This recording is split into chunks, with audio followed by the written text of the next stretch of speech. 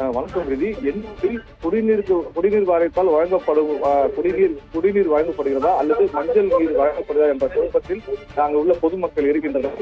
சென்னை எண்ணூர் நெட்டுக்குப்பம் பகுதியில் குடிநீர் மஞ்சள் நீராக வருவதாக பொதுமக்கள் குற்றச்சாட்டு வருகின்றனர். இதனால் குடிநீரை பயன்படுத்த முடியவில்லை எனவும் தெரிவித்துள்ளனர். 3 மாதங்களுக்கு மேலாக மஞ்சள் கலந்த நீர் வருவதால் குடிநீரை பயன்படுத்த முடியவில்லை என பொதுமக்கள் வேதனை அளித்துள்ளனர். இந்த நீரில் துணி துவைத்தால் சமையலும் செய்ய முடியாத நிலை ஏற்பட்டுள்ளதாகவும், அப்படி துணி துவைத்தால் துணி பாழாகி விடுவதாகவும், சமையல் உணவுகள் கெட்டுப் போவதாகவும், குளித்தால் சர்ம நோய் ஏற்படுவதாகவும் அந்த பகுதி மக்கள் வேதனையுடன் கூறுகின்றனர். 30 ரூபாய் முதல் 40 ரூபாய் வரை குடிநீர் கேன்களை வாங்கி பயன்படுத்தும் நிலை ஏற்பட்டுள்ளதாகவும், மாநகராட்சி மெட்ரோ வாட்டர் குடிநீர் அதிகாரியிடம் தகவல் தெரிவித்தால் அந்த எந்த ஒரு நடவடிக்கையும் எடுக்கவில்லை என பொதுமக்கள் தெரிவிக்கின்றனர்.